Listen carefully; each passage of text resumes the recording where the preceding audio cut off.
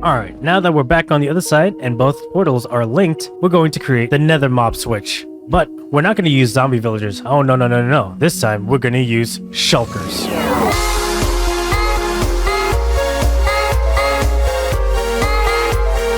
What up, my roomies, and welcome back to the technical guide to Minecraft. And today we're going to be going over how to transport a shulker over to the overworld. Now, the reason why we're moving a shulker over to the overworld is mostly because we're trying to create a mob switch for both the Nether and the overworld. Some of you that are watching are probably thinking to yourself, hey, but Giga, we did that last episode. That's what you all sound like to me. And yes, you are technically correct, because that is a valid mob switch for single player. See, we're in a multiplayer setting right now, and with more and more people joining in, we peak around 10 people per day. And so we need to accommodate as such. And what I mean by that is that if I let you take a look at the mob cap on the top left, you'll see that it's 1/70, which means that it is one mob out of 70 hostile mobs that are taking up the mob cap. The one mob being this shulker right over here. And while the zombie villagers mob switch will work in single player, it won't work in multiplayer. And the reason being is that even though the mob cap per player is 70, whenever two players are far enough away from each other, they actually add to the global mob cap. So while a single player might experience only 70 mobs at a time, the map mob cap will increase 70 for every player that's far enough away from each other. So if it's 2 players, it's 140, 3 players, it's 210, 4 players is 280, and so on and so forth. And with a peak of 10 players, we need to have at least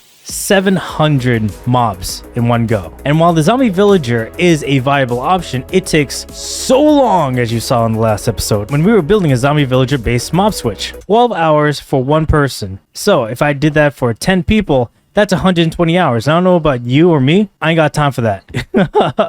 I'm not gonna do that. There's no way I'm gonna do that. And so, introducing the shulker. See, shulkers are an interesting hostile mob in that they remain persistent in the world. No matter where you are, you could fly beyond 128 blocks and they'll still remain in the same spot where you place them, making them the perfect mob to make a mob switch. But even before doing all that, we need to move the shulker from the end over to the overworld. And that's what we're going to be doing here today. The basic concept of moving a shulker over to the end island is about the same. You just mosey over to the nearest end city, put some tracks underneath them, and then move a minecart next to them. When the minecart runs through, it'll intercept the hitbox of a shulker, pick up the shulker, and then yeet him forward. Now, what I didn't go over last time is this. It's the activator rail. What an activator rail does, when powered, it'll drop off whatever mob is riding on it. So in this case, it will be the shulker. Now, the activator rail could also work for players too, but that's a topic for another time. So the shulker will go through, get dropped off onto this slab. Now, shulkers do not like landing on blocks that are not full blocks. Case in point, bottom half slabs. But this also extends to buttons, chains, levers, torches, anything that disrupts them from landing their butt on the top of a block, or side of a block, or bottom of a block, basically whichever side is full. Now, that's not to say that a shulker will be able to land on here, because this is a bottom slab and a top slab, but in 2 different block areas. It's got to be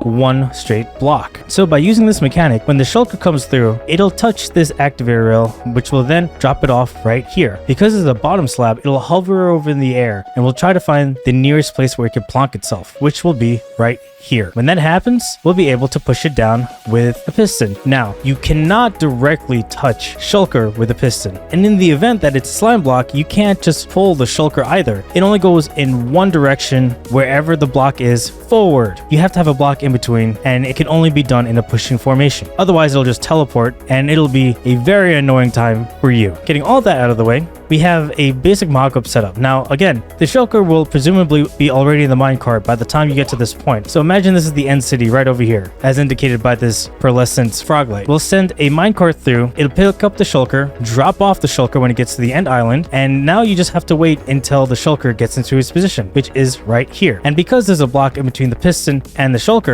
we're able to just extend the piston and it'll get yeeted back into the overworld. Now, here's the thing when it comes to bringing a shulker in the overworld. It will try to spawn into your spawn location of the world. So if you're an SMP and it's spawn protected, it'll land on spawn, but you won't be able to move the shulker wherever you want. So you need to be wary of your server rules. If, however, the world spawn location is obstructed for one reason or another, such as carpets or bottom half slabs or buttons or what have you, it'll move close to 0-0 because there are no valid placement locations for the shulker itself. So in this case, we have the shulker close to 0-0. Because our mob switch is over 40,000 blocks away, we need to transport it quickly. Going 40,000 blocks on rails will take a long time. That's a lot of rails, that's a lot of distance, and between you and me, minecarts are not the most efficient way to move to place. So we're going to move them into the Nether. Now, to ensure that the shulker will go through into the Nether, we have to make it so that it is unable to teleport anywhere beyond this. And so using buttons, bottom half slabs, levers, chains, even rails, you can teleport proof the area, ensuring that the shulker will teleport through. But the shulker will not teleport directly into the obsidian block because there's a portal here. So what you need to do is set it up in the same way. Have a piston, a block in between, and chains surrounding it so that the shulker won't be able to teleport on top of this. When the shulker gets picked up by the minecart, it'll get dropped off onto this block. A shulker might open up and teleport into Nether directly, but in case it just stays locked up, you could kind of expedite it by just shoving him back into Nether, similar to how we did in the end. So let's take our minecart, and now we just wait. Now it's teleported, it opened up, and it instantly gets transported into the Nether. So we didn't have to actually open this up, but it's a good precaution, just in case it never opens up. Now here's the thing. Before you push him into the Nether, you need to make sure that the Nether portal is already in the location where the transport system to move to where you're going to be building the mob switch. Because if you don't have the Nether portal set up, you might have to deal with the shulker being in the Nether actual. So always make sure that your Nether portal is already prepped up and ready to go to transport the shulker whenever needed. And with all that out of the way, you just move the shulker to the area that you're going to create the mob switch in. And that's basically all there is to it. One last thing to note. If you remember from the Nether water episode, we have water at 0, 0, which means that we have to move the pool of water somewhere else, which is going to be a lot more tricky than you might think. So the problem is, as many of you may know, water doesn't really exist in Nether. And in fact, if you try putting water down, it instantly vanishes. Even if you put down a block and try to waterlog it, it'll vaporize. In the current version, there isn't an easy way to move water in the Nether. So you may be thinking that just waterlog it with a mangrove root and then just push it with a piston. Well, there's an issue with that. If we try pushing the mangrove roots with a standard speed of a piston, you'll see that it loses its waterlogged status. And if you press F3 on the right, you can see that it's no longer waterlogged. So how do we combat this? Well, if we move the piston in 1 game tick or less, you'll be able to retain its waterlogged status. This also includes observers. So if we do this as the single tick with just a lever, and as you can see right here, we can only push it. We can't pull it. When you try pulling a waterlogged block, it loses its waterlogged status. So it can only move in one direction, has to be 1 tick or less, and it can only be with a sticky piston. If you try doing the same thing with a regular piston, it doesn't work for whatever reason. And that's the plan of moving the pool over to a different location. So let's get started. Quick interruption. I noticed that only 12% of you are actually subscribed to this channel. Watching this long, I must be doing something right. So if you like this video, hit that like button and please subscribe to this channel. Any support helps, and these videos take a bit long to make. Thank you so much, and back to the video. Alright, we're back in the technical guide world, and the first thing we're going to do is move the pool of water to a different location. And if you're wondering what I'm holding, it's just a totem of undying. I accidentally started a raid here off screen, and I got one. We'll get into the raid farms later, but for now, we're going to be moving over the Nether water to a different location. And we need to relocate this water, let's say like over here somewhere far enough away that shulker won't accidentally climb into it. So right now we're going to blow up some bedrock in order to shift the water from the bedrock roof up a couple, just so we are able to move it more easily in the future. So yeah, that'll work. Let's open this up, move our little piglin friend over here, the Kiki Cool War Machine. How you doing, buddy? Oh, I'm doing fine. Open this up, and we're going to move it over to where that is.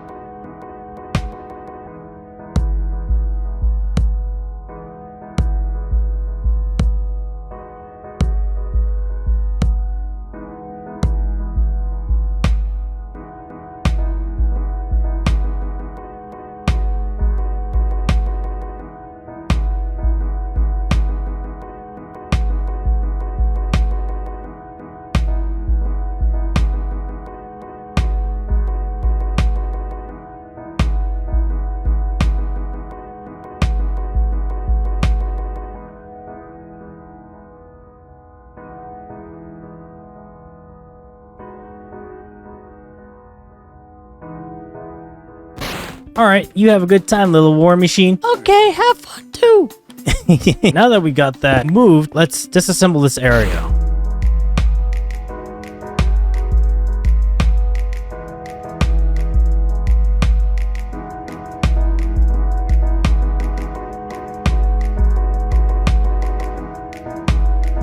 Let's head back to spawn area, which I think is this way, and go set up this nether portal, and hopefully it'll tether over to the one we just made over at the end.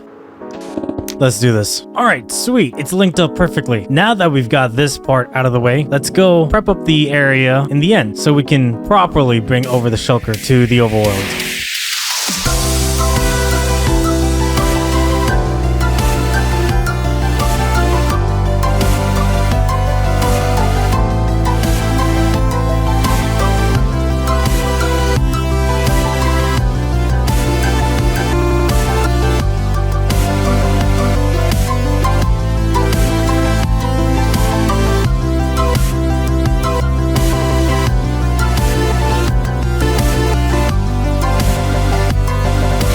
Okay, now that we've finished, it's time to go to the end city that we saved the 2 shulkers in and move them into the center and transport them over back to the overworld. This is the Jewel Line, Rapid Service Stream, Tachikawa. This is the Jewel Line, Rapid Service Stream, Tachikawa. Jewel Line, Rapid Service Stream, Tachikawa.